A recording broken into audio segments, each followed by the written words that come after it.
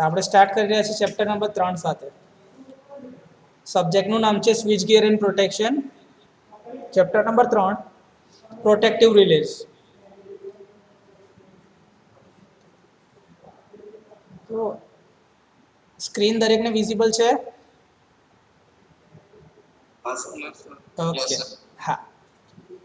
તો આપણને સૌથી પહેલા એવું થાય કે સર પ્રોટેક્શન સિસ્ટમની અંદર પ્રોટેક્ટિવ રિલેની જરૂરિયાત શું છે?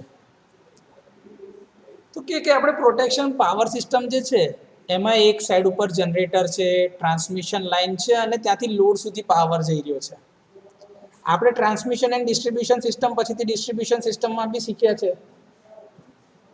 ડિસ્ટ્રીબ્યુશન સિસ્ટમમાં બી આપણે જોયું છે કે ભાઈ પહેલા ફીડર આવે, ફીડર પછી ડિસ્ટ્રીબ્યુટર ને ત્યાં આગળથી આપણા ઘરે પેલા મેઇન્સ સુધી સપ્લાય આવે છે. તો આ રીતે સપ્લાય જ્યારે આવતો હોય તો આટલા મોટા નેટવર્કમાં ક્યાંક એવું બની શકે કે આપણી પાસે જે પાવર આવી રહ્યો છે એ પાવર આપણે એક દિશાથી બીજા દિશામાં જવો જોઈએ, મતલબ કે જનરેટરથી લઈને લોડ સુધી જવો જોઈએ. પણ કોઈક વાર એવું બી બની શકે કે એ પાવર ત્યાં સુધી ના જતો હોય, કાં તો કોઈક પેરામીટર વેરી થતા હોય, જેમ કે વોલ્ટેજની વેલ્યુ વધી જાય કે ઘટી જાય, કરંટની વેલ્યુ વધી જાય કે ઘટી જાય. એવી જ રીતે આપણે ફ્રીક્વન્સી છે, પછી ટેમ્પરેચરના બી પેરામીટર છે. એ બધી જ વસ્તુઓ કે જેનાથી એના ઇલેક્ટ્રિકલ કેરેક્ટરિસ્ટિક પર ચેન્જ આવે. તો એ બધા પેરામીટર કે જે એના ઇલેક્ટ્રિકલ પેરામીટરથી સિસ્ટમના પરફોર્મન્સ પર અસર થતું હોય, તો શું થશે કે જ્યારે આવું કંઈક થાય તો તરત જ અથવા તો થોડા સમય પછીથી ત્યાં સિસ્ટમમાં ફેલિયર થઈ જશે, મતલબ કે પાવર ફ્લો બંધ થઈ જાય. તો આપણા ઘરે લાઇટો ના હોય ત્યારે આવું જ કંઈક બન્યું હોય તો એના માટે આપણે શું કરી શકીએ? તો કે સર આટલા મોટા નેટવર્કમાં છે તો એના પ્રોટેક્શન માટે કંઈક તો કરવું પડશે ને, કે જેથી કરીને આવી સિચ્યુએશન આવે તો તમને અગાઉથી જાણ કરી દે કોઈ. તો એના માટે તમારે શું કરવું પડે? તો કે સર એના માટે ઇન્ટેલિજન્ટ ડિવાઇસીસ કંઈક લગાડો કે જે આ બધી વસ્તુઓને સેન્સ કરે ને તમને કહી શકે. અને એ જ ઇન્ટેલિજન્ટ ડિવાઇસ જે છે એનું નામ છે પ્રોટેક્ટિવ રિલે. તો રિલે જે છે એક ઇન્ટેલિજન્ટ ડિવાઇસ છે કે જે આવી એબનોર્માલિટી અથવા તો ઓવરલોડની કન્ડિશનને જે કંઈ બી હશે એ બધું કન્ટિન્યુઅસલી ડિટેક્ટ કરી શકે છે. એમાં અત્યારે ડિજિટલ રિલે સૌથી વધારે આપણે ઉપયોગમાં લઈએ છીએ, પણ વર્ષોથી ડિજિટલ રિલે સિસ્ટમમાં નહોતા. હજી બી ઘણી જગ્યા પર આપણા દેશમાં, ઇન્ડિયામાં તમે જોવા જાઓ તો એનાલોગ પ્રકારના રિલે છે કે જે એનાલોગ રિલેની અંદર તમે EI સબ્જેક્ટની અંદર આપણે ભણી ગયા છે મૂવિંગ આયન ઇન્સ્ટ્રુમેન્ટ. એ જ મૂવિંગ આયન ઇન્સ્ટ્રુમેન્ટ પરથી જ આપણા રિલેના કન્સ્ટ્રક્શનની અંદર બધું બી છે. તો એ ડિસ્ક ટાઈપ છે, ઇન્ડક્શન કપ ટાઈપ છે, આ બધી અલગ અલગ ટાઈપની રિલેઝ આપણે આગળ ભણવાના જ છીએ કન્સ્ટ્રક્શન વાઇઝ. તો એ જ બધા બેસિક નોલેજ સાથે આપણે આ ચેપ્ટર ચાલુ કરીએ. તો આગળ બી મેં તમને કીધું કે પ્રોટેક્ટિવ રિલે જે છે એ પાવર સિસ્ટમ પ્રોટેક્શનમાં એક ઇમ્પોર્ટન્ટ ડિવાઇસ છે. એકચ્યુઅલી પ્રોટેક્શન સિસ્ટમનું બ્રેઇન જ તમારું રિલે છે. કેમ કે રિલે જે છે ને એ સીટી અને પીટી પાસેથી ઇનપુટ લે છે. ઇનપુટ મતલબ કે સીટી જે છે એ તમારું કરંટ ટ્રાન્સફોર્મર છે અને પીટી એટલે તમારું પોટેન્શિયલ ટ્રાન્સફોર્મર. અને એ સીટી અને પીટીના જે સિગ્નલ આવશે એ ઇનપુટ તરીકે રિલેને જશે અને રિલેની અંદર એ બધા જ કમ્પેરેબલ યુનિટ હોય છે, જે કમ્પેરેટર હોય છે ડિજિટલ રિલેઝમાં, એમાં કમ્પેર કરે એની સાથે અને પછીથી રિલે ડિસિઝન લે કે ભાઈ આ એબનોર્માલિટી છે કે નોર્મલ ઓપરેટિંગ કન્ડિશન છે, અને એના આધારે જ રિલેનું ફંક્શનિંગ થતું હોય છે. તો અત્યાર પૂરતું આપણને એટલું ખબર પડી ગઈ કે રિલે જે છે ને સર એ આખી પ્રોટેક્શન સિસ્ટમના બ્રેઇન તરીકે કામ કરે છે. એટલે કે પ્રોટેક્ટિવ રિલે જે તમારી છે એ સૌથી ઇમ્પોર્ટન્ટ થઈ ગયું પ્રોટેક્શન સિસ્ટમમાં. તો જે પ્રોટેક્શન સિસ્ટમ ડિઝાઇન તમે કરતા હશો ને એની બધી જ વાતો ક્યાંક ને ક્યાંક રિલેની આજુબાજુ જ હશે, કેમ કે રિલેની પાસે જ એક ડિસિઝન મેકિંગ કેપેસિટી છે.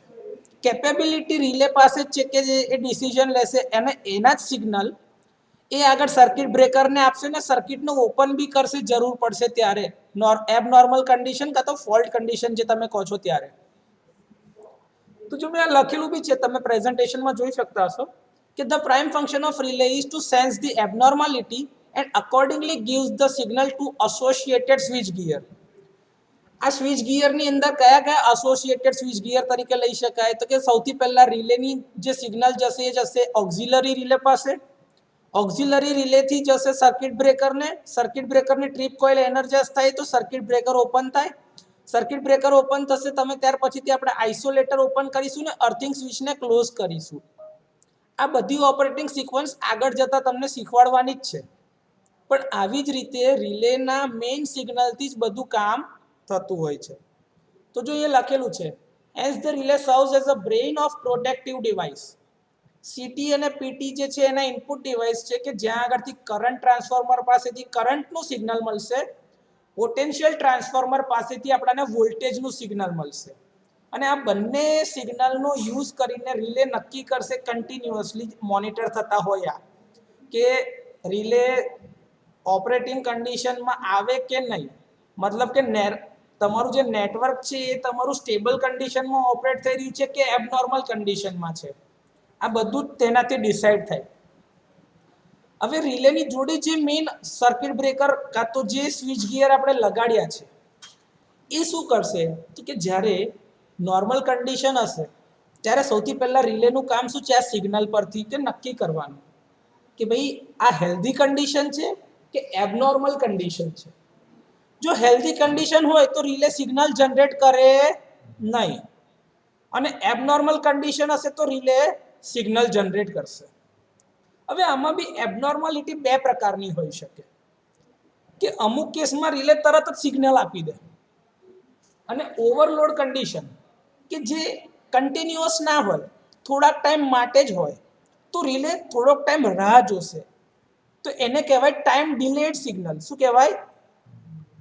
તો રિલેના આ જે સિગ્નલ જે પ્રોડ્યુસ થઈ રહ્યા છે એના આધારે બી રિલેનું ક્લાસિફિકેશન આગળ જતા થવાનું છે કે ભાઈ ઇન્સ્ટન્ટેનિયસ રિલે છે, ટાઈમ ડિલેડ રિલે છે, અને એમાં બી ટાઈમમાં બી પાછી અલગ અલગ ટાઈપની કેરેક્ટરિસ્ટિક્સ આવશે. બરાબર? કેમ કે ઇન્વર્સ ઓપરેટિંગ ટાઈમ છે તો એની અંદર very inverse, extremely inverse, normal inverse, અને જે સૌથી વધારે વપરાશમાં લેવાય છે એવી છે આઈડીએમટી કેરેક્ટરિસ્ટિક. તો આ બધા જ વિશે આપણે આ ચેપ્ટરમાં ડિટેલમાં ભણવાના છીએ.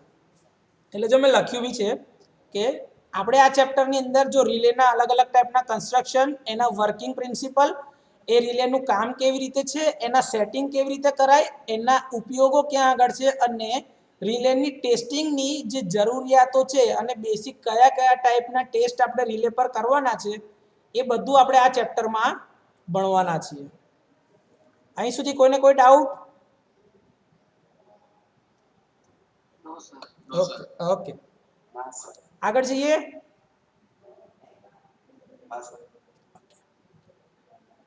હજી આગળ જે આપણે જોયું એ કે પ્રોટેક્ટિવ રિલે જે છે એ એબનોર્મલ કન્ડિશન અથવા તો અનયુઝ્યુઅલ કન્ડિશન બી કહી શકાય એને. તો એવી કન્ડિશન ડિટેક્ટ કરીને સિગ્નલ જનરેટ કરીને ફોલ્ટી પાર્ટને હેલ્ધી પાર્ટથી અલગ કરી દે છે, જેથી કરીને તમારું ડેમેજ ઓછું થાય. ડેમેજનો મતલબ અહીંયા આગળ એવું બી થાય કે અમુક વાર બહુ હેવી શોર્ટ સર્કિટ થયું હોય, ધારો કે કોઈ જગ્યા પર, તો તમને ખબર છે કે ખાલી તમારા એરિયામાં અમુક ઘરોમાં જ લાઇટો ગઈ હોય. યસ. કેમ એવું થયું હોય? તમે તમારા ઘરે જ્યારે આપણે છે ને 5મા સેમિસ્ટરમાં વાયરિંગ સબ્જેક્ટ ભણીને આવ્યા છે કે અત્યારે ભણી રહ્યા છો વાયરિંગ? એ વાયરિંગની અંદર છે ને તમે ભણ્યા હશો તો ખબર છે તમને વાયરિંગ સૌથી સારામાં સારું કયું હોય કે તમારા ઘરની દરેક રૂમની એક એમસીબી અલગ હોય, અને આખા ઘર માટેની બી બાર એમસીબી ને ઈએલસીબી અલગથી તમે લગાડેલી હોય છે. તમે જો કોઈક વાર તમારા ઘરે બી આવું સ્પાર્ક કે શોર્ટ સર્કિટ જેવું કંઈક થાય ને, તો જે તે રૂમમાં આ વસ્તુ બની હશે ને એની જ એમસીબી ટ્રીપ થઈ ગઈ હશે. કોઈના બી ઘરે ક્યાંક તો આવું બન્યું જ હશે.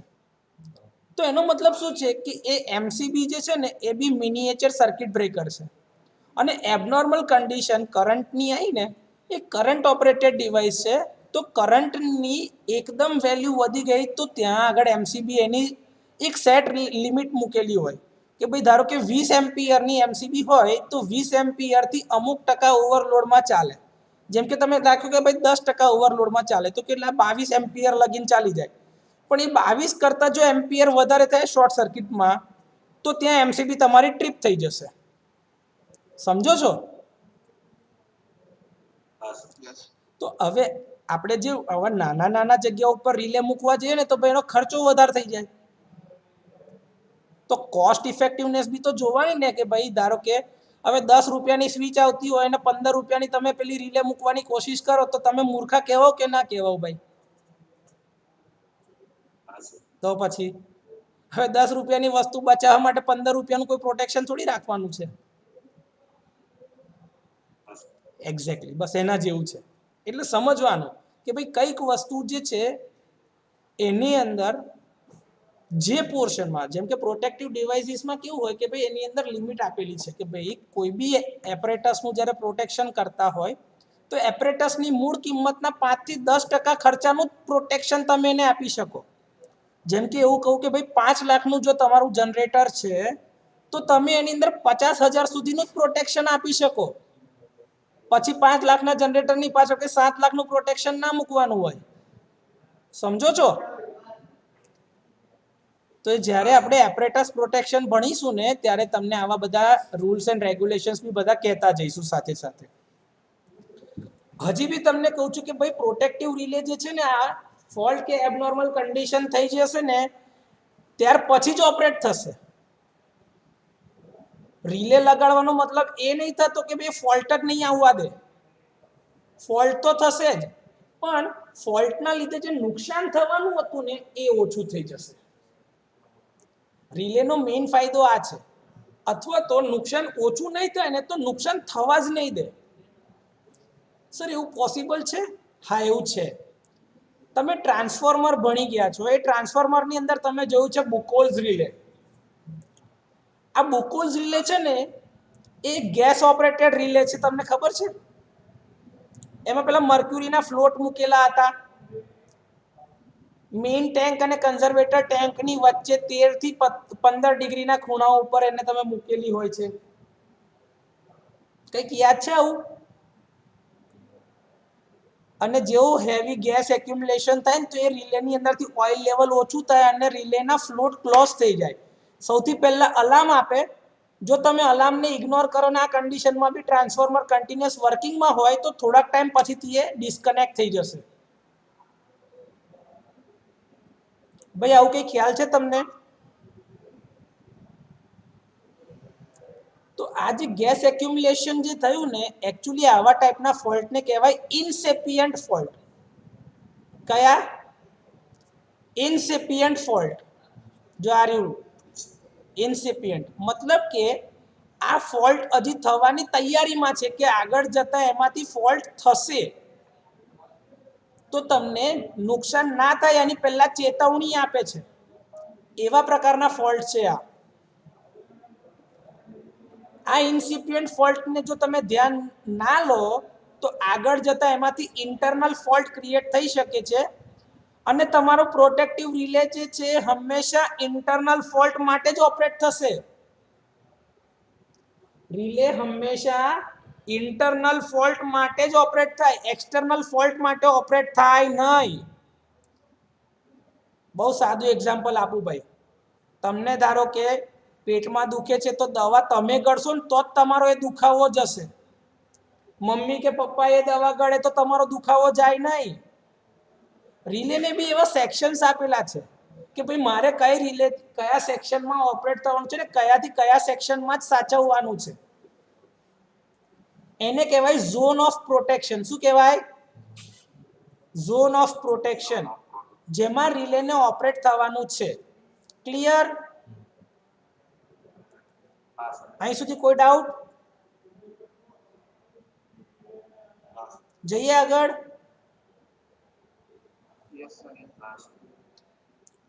ચાલો હવે જો આ basic classification of protective devices.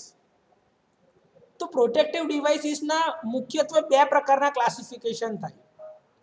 એક છે રિએક્શનરી ડિવાઇસ અને બીજું છે સેફગાર્ડ ડિવાઇસીસ.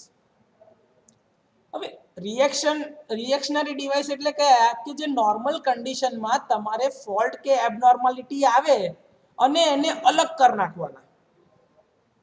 હેઝાર્ડસ એન્વાયરમેન્ટ જેમ કે તમારે કેમિકલ પ્લાન્ટ છે કોઈ, એ કેમિકલ પ્લાન્ટમાં કોઈ જગ્યાએ આગ લાગે, કાં તો કોઈક જગ્યાએ બોઇલર ફાટ્યું કે કોઈ બી ટાઈપનું એબનોર્માલિટી ક્રિએટ થઈ, ભાઈ આજે તમને કીધી ઇલેક્ટ્રિકલ નથી પણ આવી જ ઇલેક્ટ્રિકલ જેમ કે શોર્ટ સર્કિટ થયો તે પ્લાન્ટમાં, તો એ ટાઈમ દરમિયાન જે સિસ્ટમ એને આઇસોલેટ તો કરશે કે નહીં સૌથી પહેલા, કે ભાઈ સૌથી પહેલા તો જો શોર્ટ સર્કિટ થયો તો એને સપ્લાય મળતો બંધ થઈ જવો જોઈએ કે ભાઈ એમાં કરંટ જ ના જવો જોઈએ, તો સર્કિટ બ્રેકર એને ઓપન થશે કે નહીં થઈ જાય સૌથી પહેલા.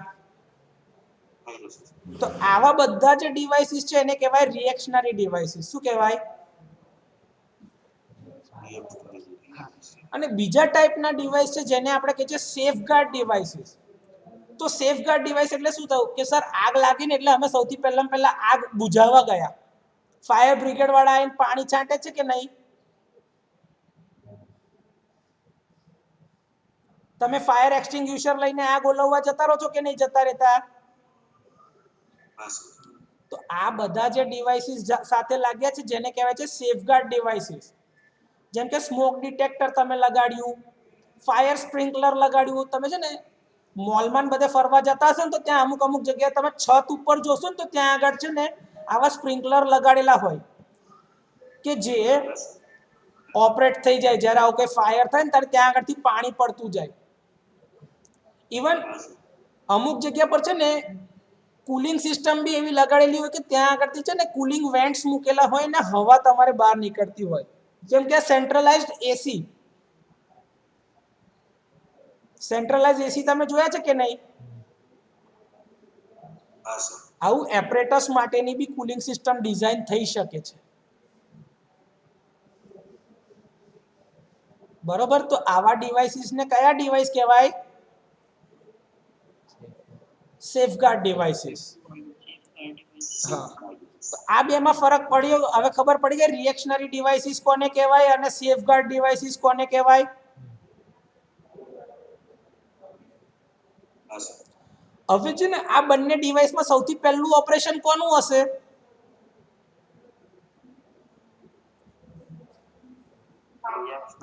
Reactionary devices. કેમ તમે એવું કીધું?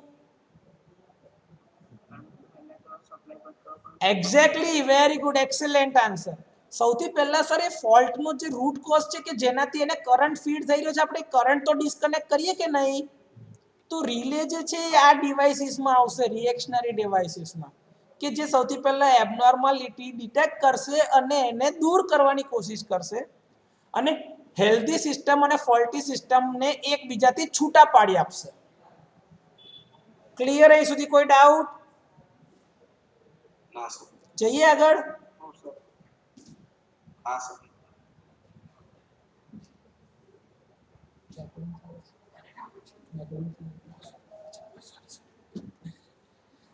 હવે આ પ્રોટેક્ટિવ રિલેની જે આપણે વાત કરીએ તો ઓપરેશન કેવી રીતે થાય, જે મેં આગળ તમને કીધું ને કે એની સાથે એસોસિએટેડ ઓક્ઝિલરી બધી લગાડેલી છે. તો જો સૌથી પહેલા મારું શું છે, બસ બાર છે, દેખાય છે તમને આ ફિગરમાં?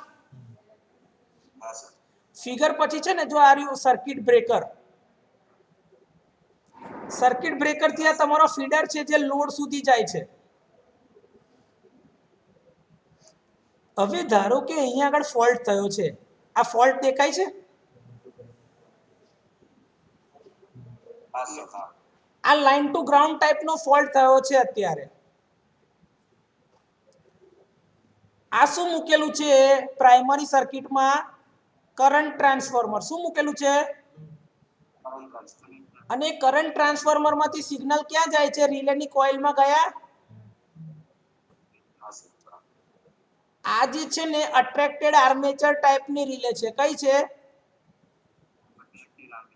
હવે તમને એવું ખબર નહીં હોય હજી કેમ કે તમે કન્સ્ટ્રક્શન ભણ્યા નથી, પણ મને ખબર છે. આ અટ્રેક્ટેડ આર્મેચર ટાઈપની રિલે છે.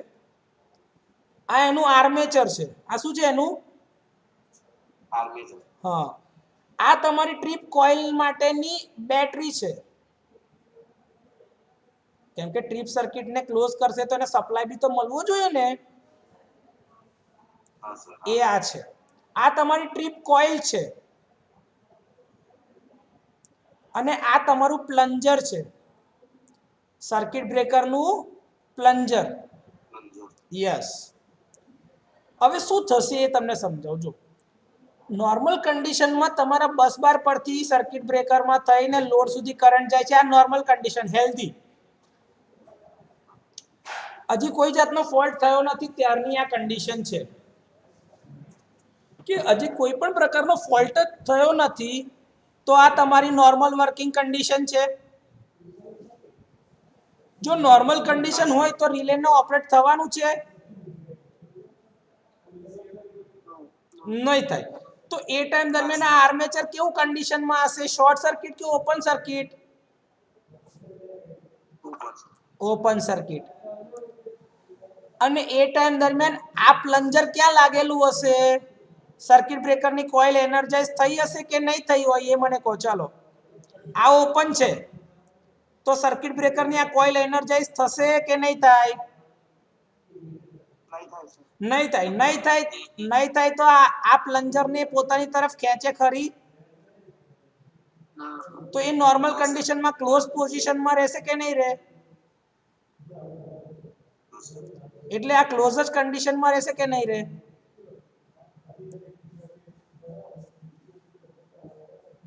બરોબર. ઓકે. હવે ધારો કે અહીંયા ફોલ્ટ થયો, લાઈન ટુ ગ્રાઉન્ડ ટાઈપનો ફોલ્ટ થયો, લાઈન ટુ ગ્રાઉન્ડ ટાઈપનો ફોલ્ટ થયો અહીંયા આગળ. તો હવે રિલેની કોઇલને એબનોર્મલ સિગ્નલ મળશે કે નહીં મળે? કેમ કે કરંટનું મેગ્નિટ્યુડ એકદમ વધી જશે.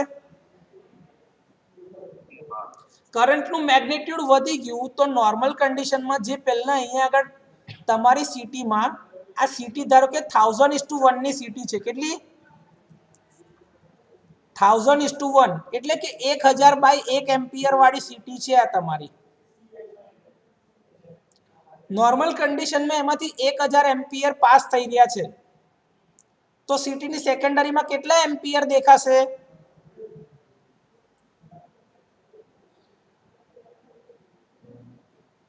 1 એમ્પિયર. 1000:1 ની સિટી છે ને ભાઈ, 1000/1 એમ્પિયર વાળી સિટી છે. હું તમને જે સમજાવું છું એ ખબર પડે છે ભાઈ? 1000/1 એમ્પિયર ની સિટી છે. નોર્મલ કન્ડિશનમાં 1000 એમ્પિયર જઈ રહ્યા છે, તો સિટીની સેકન્ડરીમાં કેટલા એમ્પિયર દેખાશે? 1 એમ્પિયર. ઓકે. તો તમે રિલેમાં એવું સેટિંગ નાખ્યું છે કે ભાઈ જઈ લગીન સિટી 1 એમ્પિયર કે એનાથી ઓછા બતાવતી હોય તો રિલેનો ઓપરેટ થવાનું નહીં. એક્ઝેક્ટલી. પણ હવે ધારો કે લાઈન ટુ ગ્રાઉન્ડ ફોલ્ટ થયો અહીંયા આગળ, તો કરંટનું મેગ્નિટ્યુડ થઈ ગયું 3000 એમ્પિયર. ફોલ્ટ કરંટ જે થઈ ગયો એ કેટલા થઈ ગયો? 3000 એમ્પિયર. તો સિટીની સેકન્ડરી બાજુ કેટલા એમ્પિયર દેખાશે? 3 એમ્પિયર. તો 3 એમ્પિયર તો 1 કરતા વધારે છે કે નહીં? તો આ રિલેની કોઇલ એનર્જાઇઝ થશે.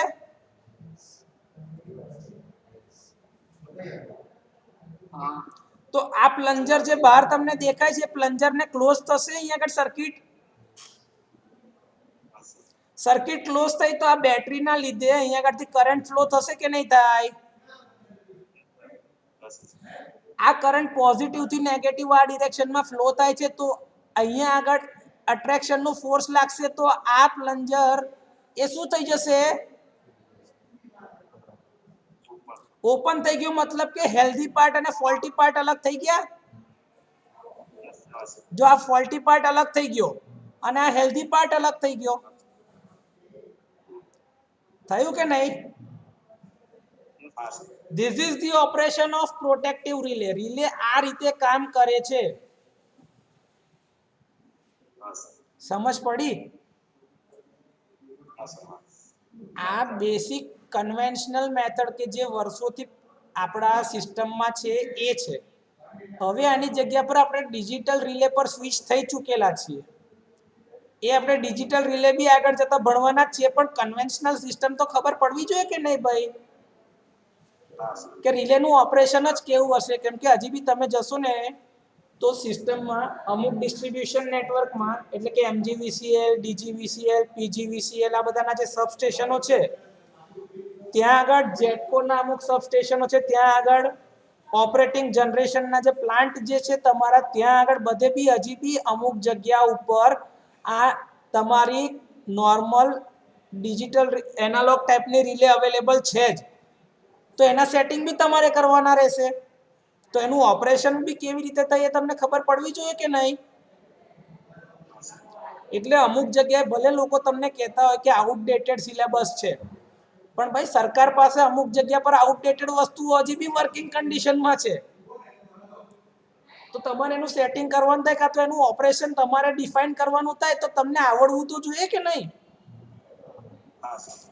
હું એવું નહીં કહેતો કે ભાઈ જો તમે માર્કેટમાં જાઓ તો માર્કેટમાં જે વસ્તુ અવેલેબલ જ્યાં સુધી થશે ત્યાં સુધી તો તમારે એ વસ્તુ શીખવી પડશે કે નહીં. તો તમારે શીખવાનું છે કે નહીં શીખવાનું ભાઈ. એટલે એનાલોગ સિસ્ટમનું બી આવડવું જરૂરી છે સાથે સાથે. આગળ જઈએ. ઓકે, હવે આ રિલેનું એકચ્યુઅલમાં ટ્રિપિંગ મિકેનિઝમ કેવું હોય એના આપણે થોડું ડિટેલમાં જઈએ.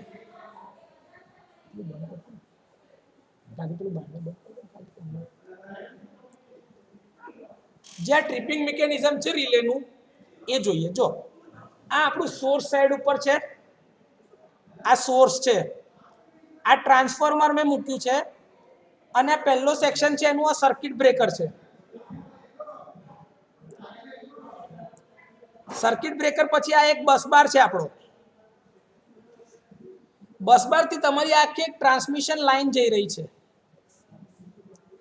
આ ટ્રાન્સમિશન લાઈનમાં છે ને બંને એન્ડ ઉપર તમારી સીટી મૂકેલી હશે અને બંને એન્ડ ઉપર સર્કિટ બ્રેકર મૂકેલા છે. દેખાય છે ભાઈ. આ તમારી પ્રોટેક્ટિવ રિલે છે કે જેને ઇનપુટ મળે છે સીટી અને પીટી માંથી. જો સીટીની સેકન્ડરીમાંથી અને પોટેન્શિયલ ટ્રાન્સફોર્મરની સેકન્ડરીમાંથી મેં એને ઇનપુટ સિગ્નલ આપ્યા. જો આ દેખાય છે બેવ, સીટી અને અહીંયા આગળથી એક આ પીટી નું કનેક્શન લગાડ્યું. ઓકે, હવે આ એફ જે છે ને એ તમારો ફોલ્ટ છે. કે ધારો કે આ ટ્રાન્સમિશન લાઈનમાં ફોલ્ટ થાય છે. આજે ફોલ્ટ થયો તો રિલે ડિટેક્ટ કરશે કે ભાઈ ફોલ્ટ થયો કે નહીં થયો. આગળ જ આપણે જે જોયું ઓપરેશન એ પ્રમાણે. Yes or no. ઓકે, હવે જેવો ફોલ્ટ થયો તો રિલે ડિટેક્ટ કરતો, રિલે સેન્સ કરીને સૌથી પહેલું સિગ્નલ કોને આપશે તો કે એના કોન્ટેક્ટરને. એટલે રિલેનો કોન્ટેક્ટ શું થશે, ક્લોઝ થશે. આ રિલેનો કોન્ટેક્ટ જે નોર્મલી ઓપન હતો ને એ શું થશે, ક્લોઝ થઈ જશે. વાહ, જેવો રિલેનો કોન્ટેક્ટ ક્લોઝ થશે એટલે ઓક્સિલરી રિલેને સપ્લાય મળ્યો. ઓક્સિલરી રિલેને સપ્લાય મળે તો ઓક્સિલરી રિલેનો નોર્મલી ઓપન કોન્ટેક્ટ શું થશે,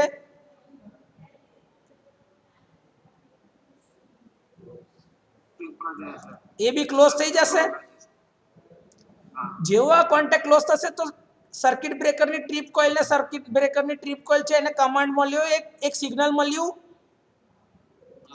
તો trip coil of circuit breaker જે છે એનર્જાઇઝ થશે એટલે આ સર્કિટ બ્રેકર શું થઈ જશે, ઓપન થઈ જશે, આઇસોલેટ કરશે. યસ ઓર નો. આ ઉપર જે તમને આ દેખાય ને આ તમારી પાવર સર્કિટ છે.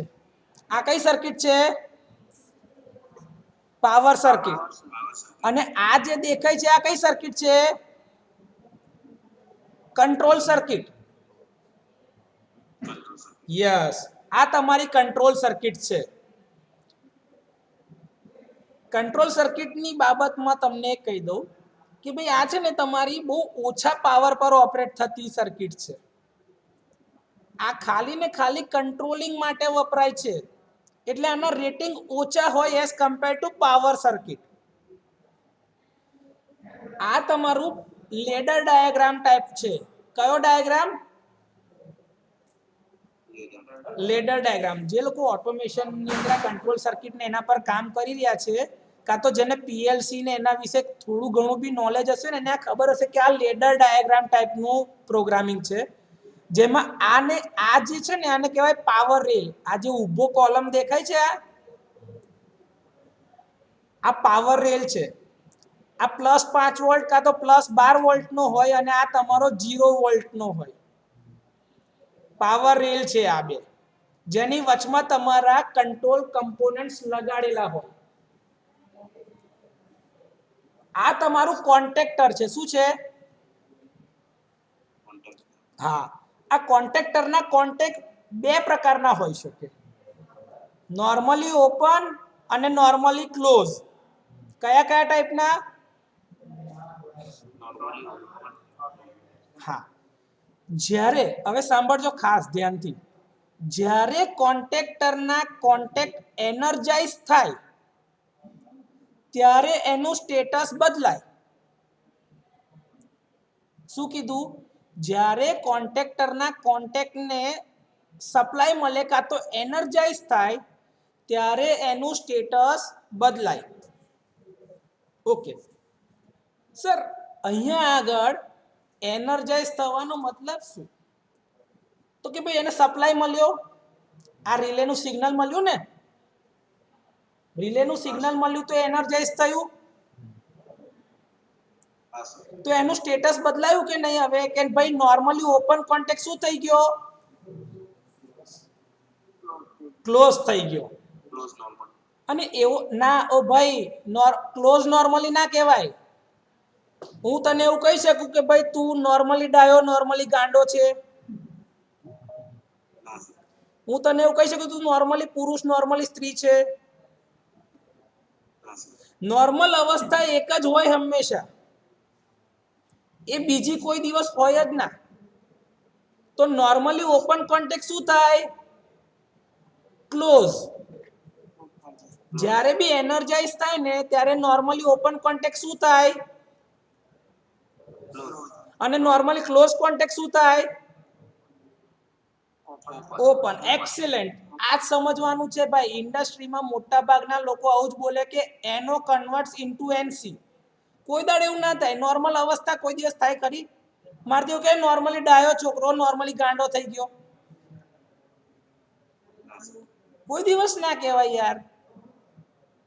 આ જ વસ્તુ સમજવાની છે ભાઈ કે ભાઈ નોર્મલ કન્ડિશન જે છે એના પછી કોઈ ઇવેન્ટ થઈ, એટલે કે કાં તો એનર્જાઇઝ થયું ને સપ્લાય મળ્યો તો એનું સ્ટેટસ બદલાયું. મારાથી એવું કહેવાય ભાઈ કે જેના લગ્ન થયા છે પહેલા કે ભાઈ નોર્મલી કુંવારો નોર્મલી પરિણીત છે? કોઈ દિવસ ના કહેવાય. કે ભાઈ નોર્મલી કુંવારો હતો પણ લગ્ન થયા એટલે કે ઇવેન્ટ બની ગઈ તો એનું સ્ટેટસ બદલાઈ ગયું કે નહીં? એક્ઝેક્ટલી. બસ આ સમજવાનું છે તમારે કે ભાઈ નોર્મલી ઓપન કોન્ટેક્ટ શું થાય અને નોર્મલી ક્લોઝ કોન્ટેક્ટ. એક્સેલન્ટ. આમાં કોઈ ડાઉટ? હવે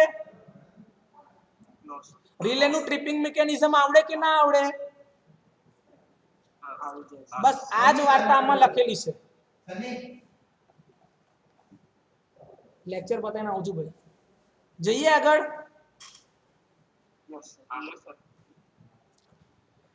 હવે જે આપણે આ ફિગરમાં જોઈએ, જો એક અહીંયા આગળ તમારી મેઇન રિલે છે અને બીજી કઈ રિલે લખ્યું છે? ઓક્ઝિલરી રિલે લખ્યું છે. તો સર એ બેમાં ફરક શું? તો ભાઈ પ્રોટેક્ટિવ રિલે કે જે તમારી મેઇન રિલે છે એ રિલેનું દિમાગ છે અને એને બહુ ફાસ્ટ કામ લેવાનું છે, ફટાફટ. તો લેક્ચર છે રેકોર્ડ થઈ ગયું છે, તો એ રિલેને ફાસ્ટ એક્ટિંગ કામ કરવાનું છે. એને ફાસ્ટ એક્ટિંગ કામ કરવાનું છે તો એના રેટિંગ કેવા હશે કરંટ અને વોલ્ટેજના? બહુ જ ઓછા. તમે એવું કહો કે ભાઈ રેસમાં દોડાવડાવો છે તો જાડિયો માણસ વધારે ઝડપથી દોડે કે પાતળો વધારે દોડે? એક્ઝેક્ટલી. તો સિસ્ટમના પ્રોટેક્શનની સ્પીડ જો વધારવી હોય તો પ્રોટેક્ટિવ રિલેની સાઇઝ કેવી હોવી જોઈએ? ઓછી? ઓછી? Yes or no? સાઇઝ ઓછી ક્યારે હોય? જ્યારે એનું કરંટનું રેટિંગ ઓછું હશે ત્યારે. યસ. એનું જે પાવર રેટિંગ હશે ને એ નોર્મલી પ્રોટેક્ટિવ રિલેનું ઓછું હશે અને ઓક્ઝિલરી રિલેનું વધારે હશે હંમેશા. આ દિમાગમાં ઉતાર લો. હા, કે as compare to auxiliary relay, protective રિલેના પાવરના રેટિંગ્સ બહુ જ ઓછા હોય છે પણ ઓપરેશન સ્પીડ બહુ જ વધારે. Operation speed is very high. હવે આ ઓક્ઝિલરી રિલે જે છે ને એ તમારી આ પ્રોટેક્ટિવ રિલેને ઓપરેશન પછીથી ઓપરેશન કરવાનું છે અને એને મુખ્યત્વે મેઇન સર્કિટ બ્રેકરના રેટિંગ સાથે કામ કરવાનું છે. તો એની સાઇઝ કેવી હોવી જોઈએ?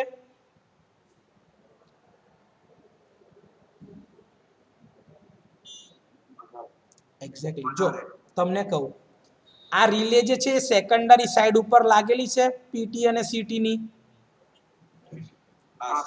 આ સીટીની સેકન્ડરીમાં 1 જ એમ્પિયર આવતો હતો. આપણે જે હમણાં કીધું ને 1000:1 ની સીટી છે. તો પ્રાઇમરીમાં જ્યારે 1000 એમ્પિયર છે ને તો સેકન્ડરીમાં ખાલી 1 જ એમ્પિયર છે. પણ તમારું જે સર્કિટ બ્રેકર જે છે એ તો 1000 એમ્પિયર પર લાગેલું છે. તો 1000 એમ્પિયર પરની સર્કિટ બ્રેકરની ટ્રિપિંગ કોઇલ એનર્જાઇઝ કરવા માટે તમારી કઈ રિલે છે? તો ઓક્ઝિલરી રિલેનું પાવર રેટિંગ નોર્મલ રિલે કરતા વધારે હશે કે નહીં હોય? એક્ઝેક્ટલી હશે જ. આ ઓક્ઝિલરી રિલેને આપણે ઓલ ઓર નથિંગ રિલે પણ કહેવામાં આવે છે. શું? ઓલ ઓર નથિંગ. બધું આ જ કરે છે અને તે છતાં બી એનું કોઈ ઇમ્પોર્ટન્સ નથી, એના જેવું કહેવાય. બધા ઓપરેશન કે ભાઈ સર્કિટ બ્રેકરની ટ્રીપ કોઇલને એનર્જાઇઝ કરવાનું કામ ઓક્ઝિલરી રિલેનું જ છે. તો સર્કિટ બ્રેકર ઓપન નહીં થાય ત્યાં લગીને તમારો ફોલ્ટ ચાલુ ને ચાલુ રહેશે કે નહીં રહે? તો ફોલ્ટને ક્લિયર કરવા માટે સર્કિટ બ્રેકરનું ઓપન થવું જરૂરી છે. સર્કિટ બ્રેકરને ઓપન કરવા માટે ઓક્ઝિલરી રિલે સિગ્નલ આપશે કે નહીં આપે? બધું કામ એ કરે પણ ઓક્ઝિલરી રિલે જાતે સપ્લાય આપતી નથી. એ કોના ઉપર આધારિત છે? મેઇન રિલે ઉપર આધારિત છે. યસ. કે ભાઈ મેઇન રિલે જ્યાં સુધી સિગ્નલ ના આપે ત્યાં સુધી ઓક્ઝિલરી રિલે કશું જ કામ કરતી નથી. એટલા માટે જ એને કહેવાય છે ઓલ ઓર નથિંગ રિલે, કે બધું એને જ કરવાનું છે પણ તે છતાં બી એ કશું જ નહીં કરી શકે જ્યાં સુધી મેઇન પ્રોટેક્ટિવ રિલે અને સિગ્નલ નહીં આપે ત્યાં સુધી. યસ ઓર નો? જો મેં લખ્યું બી છે, auxiliary relay do not perform protective function themselves but add additional logical functions to protection system when combined with protection and measurement relays. તમને કીધું જાતે કોઈ પણ પ્રકારનું કામ કરી શકતી નથી જ્યાં સુધી એને મેઇન રિલે સિગ્નલ નહીં આપે ત્યાં સુધી. કોઈ ડાઉટ બેટા અહીં સુધી? ઓકે. આ ઓક્ઝિલરી રિલે જે છે ને એ ભાઈ પ્રોટેક્શન સિસ્ટમમાં બહુ જરૂરી છે અને એનો રોલ બી બહુ ઇમ્પોર્ટન્ટ છે કેમ કે એનાથી તમે નક્કી કરી શકશો કે ભાઈ પ્રોટેક્શન કયા ટાઈપનું આપવાનું છે, કેટલું ઇમ્પોર્ટન્ટ છે, કઈ કઈ જગ્યા ઉપર આપવાનું છે, કેટલા કરંટ અને વોલ્ટેજના રેટિંગ સાથે હેન્ડલ કરવાના છે. એના આધારે તમારી ઓક્ઝિલરી રિલેની સાઇઝ નક્કી થશે. તો ઓક્ઝિલરી રિલે જે છે ને એ બી બહુ ઇમ્પોર્ટન્ટ છે આપણા કેસમાં, પણ એ પોતાનું મગજ ચલાવી શકતું નથી, એ રોબોટ છે. રોબોટને જ્યાં સુધી એનું પેલું માઇક્રોપ્રોસેસર ચિપ જ્યાં સુધી સિગ્નલ નહીં આપે ત્યાં સુધી કશું કામ કરી શકે નહીં. જેમ કે આપણા જ કેસમાં કહીએ તો તમે જાતે જમવાનું હાથથી ખાવ છો, પણ હાથથી એને ખાવા માટેનું સિગ્નલ કોણે આપ્યું? મગજ. યસ. તો બ્રેઇન જે કામ કરે છે એ તમારું પ્રોટેક્ટિવ રિલે કામ કરશે, અને ઓક્ઝિલરી રિલે એટલે તમારા બાકીના શરીરના અંગો કે જે પોતાની જાતે કશું નહીં કરતા પણ બધું જ કામ એ જ કરે છે. તો આ એક ડિફરન્સ છે પ્રોટેક્ટિવ રિલે અને ઓક્ઝિલરી રિલે વચ્ચે. બહુ સાદા શબ્દોમાં ખબર પડી કે નહીં? આવડે કે ના આવડે? આ જઈએ આગળ.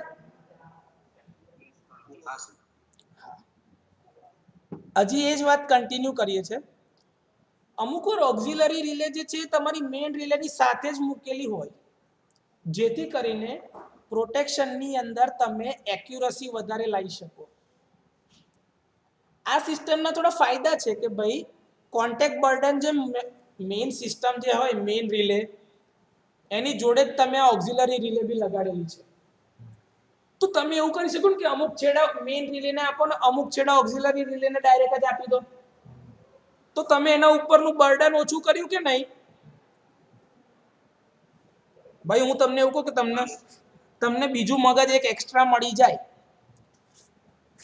જેમ કે આ તમારો સ્માર્ટફોન છે ને, એક એક્ઝામ્પલ આપું.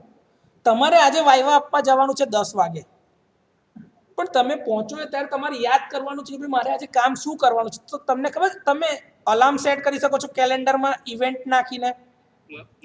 જેમ કે કોકની બર્થડે આવી છે તો તમે બર્થડે ની અંદર બધું તેમાં નાખી દો છો, તો એ તમને નોટિફિકેશન આપે કે ભાઈ તારે 10 મિનિટ પછી આ કરવાનું છે. યસ ઓર નો? તો એ તમારા બ્રેન પરનું બર્ડન તમે ઓછું કરી દીધું સ્માર્ટ કામ કરીને. એવી જ રીતે મેઇન રિલેની સાથે ઓક્ઝિલરી રિલેને લગાડીને અમુક છેડા ડાયરેક્ટ ઓક્ઝિલરી રિલેને આપી દેવામાં આવે તો મેઇન રિલે પરનું બર્ડન ઓછું થાય કે ના થાય? તમારું કામ ચોક્કસ રીતે પતે કે ના પતે? તમારે એક્સ્ટ્રા કોમ્પ્લેક્સિટી કરવાની જરૂર ના પડે ને દેખાવ કેવું થઈ ગયું એકદમ સિમ્પલ રિલેનો. કેમ કે ભાઈ ધારો કે 10 છેડા એક જ રિલેને લગાડું એના કરતા 2 રિલેને 5 છેડા લગાડું તો કયું વધારે સારું લાગે? અને એમાં છે ને છેડા છૂટી પડવા જવાના બી ચાન્સીસ ઓછા થઈ જાય. તમે એક જ પ્લગ ઉપર એક જ સ્વિચથી તમે 10 અલગ અલગ ઓપરેશન કરો, કાં તો 10 અલગ અલગ સ્વિચથી ઓપરેશન કરો, તો કયું વ્યવસ્થિત કામ કરી આપશે તમને? એક્ઝેક્ટલી. એટલા માટે જ આવું જ્યારે કર્યું ને તો કનેક્શન એકબીજાથી છૂટા પાડી દઈએ તો ઓક્ઝિલરી રિલેને મેઇન રિલેની સાથે કનેક્ટ કરી દો તો તમારું કામ આસાન થઈ શકે છે. Yes or no? Auxiliary relay બીજા કયા કયા કામ કરી શકે? તો જેમ કે ચેન્જ ઓવર કહી શકે. Change over relay, flag indication, પછી ટાઈમ ડિલે પ્રમાણેનું ઓપરેશન કરાવડાવવું હોય તો, કોન્ટેક્ટ વધારવા હોય તો, મેકિંગ અને બ્રેકિંગ કેપેસિટી કોન્ટેક્ટની બદલવી હોય તો, સિગ્નલ જ મોકલવું હોય તો, અલાર્મ આપવું હોય તો, આ બધા જ કામ ઓક્ઝિલરી રિલે કરે છે. હવે તમને થાય સર આ બધા કામ જરાક ડિટેલમાં સમજાવો, તો ભાઈ આ બધા કામ છે ને જેમ જેમ તમે રિલેના કન્સ્ટ્રક્શન આવશે ને એમ તમને ખબર પડશે. કેમ કે આ ફ્લેગ સેટિંગની એનથી બધું જે છે ને એ જ્યારે તમે રિલેને જોશો ને પ્રેક્ટિકલી અને અહીંયા આગળ ડાયાગ્રામમાં હું તમને બતાવીશ સાથે તો તમને વધારે અંદાજો આવશે. તો હમણાં પૂરતું ખાલી ધ્યાન રાખો કે ઓક્ઝિલરી રિલે આટલા બધા કામ કરી શકે છે, બરોબર? અને ઓક્ઝિલરી રિલે જે છે ને એ ઇન્સ્ટન્ટેનિયસ પ્રકારના હોઈ શકે, જેનું કોઈ કેલિબ્રેશન કરવાની જરૂર હોતી નથી ભાઈ, કેમ કે એ મેઇન રિલે નથી. એ જ્યારે એને સિગ્નલ મળશે ત્યારે એનર્જાઇઝ થઈને જ કામ કરવાનું છે. તો એ તમારી ઓક્ઝિલરી રિલે જે છે એ ઇન્સ્ટન્ટેનિયસ પ્રકારના હોય કે સિગ્નલ મળ્યું તરત કામ કરવાનું છે, એટલે એનું કોઈ કેલિબ્રેશન કરવાની જરૂર હોતી નથી. અને આમાં ફક્ત એનર્જાઇઝ કરવા માટે એને કઈ વસ્તુની જરૂર પડે છે તો કે ભાઈ સપ્લાયના વોલ્ટેજ, એટલે એની એનર્જાઇઝિંગ ક્વોન્ટિટી કઈ હોઈ શકે? Main voltage. જો લખ્યું છે મેં It has only one energizing quantity and generally it is voltage. અને વોલ્ટેજ ક્યાંથી એને મળી શકે છે? બેટરી. રિલેની અંદર બેટરી અમુક રિલેમાં આવે બી છે, એ બી હું તમને બતાવીશ કે ભાઈ ડિજિટલ રિલેમાં બેટરી અલગથી લગાડેલી હોય છે જે આ જ બધા ઓપરેશન માટે જરૂરી છે. બેટરી અમુક વાર મૂકવા પાછળના કારણ બીજા અલગ અલગ બી છે જે આપણે આવતા લેક્ચરોમાં જોવાના છીએ. બરોબર? તો અહીં સુધી કોઈ ડાઉટ? ના સર, નો સર. ઓકે. સર એક બાજુ મેકેનિઝમ સમજાય તો ના. સોરી? મેકેનિઝમ સર પેલું રિલે વાળું. આ વાળું? આ વાળું? ના ના, એની પહેલા. ઓકે, આ પ્રોટેક્ટિવ રિલેનું ઓપરેશન કેવું છે? હા હા. એક જ મિનિટ હા.